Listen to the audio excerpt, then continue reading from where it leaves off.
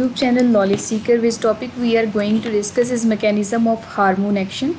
There are two types of hormone, water soluble hormone जिसमें हमारे पास आ जाते हैं पॉलीपेप्टाइड और अमाइंस टाइप हार्मोन, और दूसरे हैं लिपिड सॉल्युबल हार्मोन जिनमें आ जाते हैं स्टीरॉयड हार्मोन। हमें पता है कि जो सेल की मेम्ब्रेन होती है, प्लाज्मा मेम्ब्रेन, उसमें जो है वो लिपिड पोर्शन ज़्यादा होता है। तो ऐसे हार्मोन जो लिपिड सॉल्युबल हैं वो तो इजीली पास आउट करके जो है सेल में मूव कर सकते हैं, लेकिन प्रॉब्लम किन के लिए होती है? वाटर सॉल्युबल हार्मोन्स के लिए।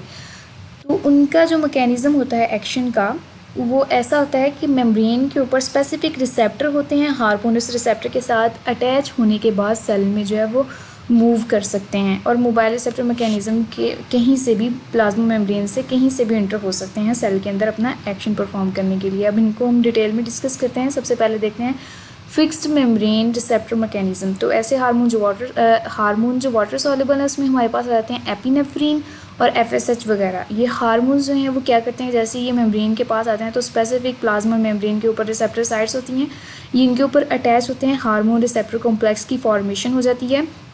इन द नेक्स्ट स्टेप जो है ये कॉम्प्लेक्स होता है वो जी प्रोटीन मैकेनिज़्म है। इसको ओवरऑल इस प्रोसेस को जी प्रोटीन मैकेनिज़्म भी कहा जाता है, उसको स्टार्ट कर देता है।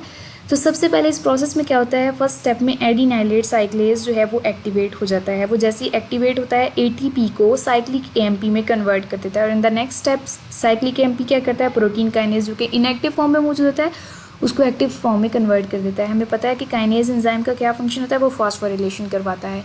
अब ये काइनेज जो प्रोटीन काइनेज है ये प्रोटीन की फॉस्फोरिलेशन करवाएगा ATP से। देखें, एक फॉस्फेट प्रोटीन के साथ अटैच हो गई और ADP हमारे पास बन जाएगा। तो एज अ कॉन्सिक्वेंस क्या होगा, सेल अपना रिस्पॉन्स शो कर देगा सिक्रीशन या कॉन्ट्रैक्शन की फॉर्म में। That was all about fixed membrane receptor mechanism.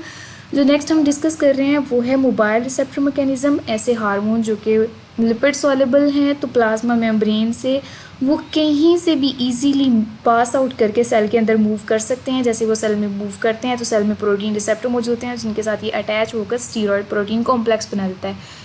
In the next step जो स्टीरॉयड प्रोटीन कॉम्प्लेक्स है वो न्यूक्लियस में मूव करता है। जैसे ये न्यूक्लियस में मूव करता है तो वहाँ मौजूद DNA पर स्पेसिफिक सीक्वेंस है जो जीन ऑफ इंटरेस्ट है उसको ट्रांसक्राइब करवाता है।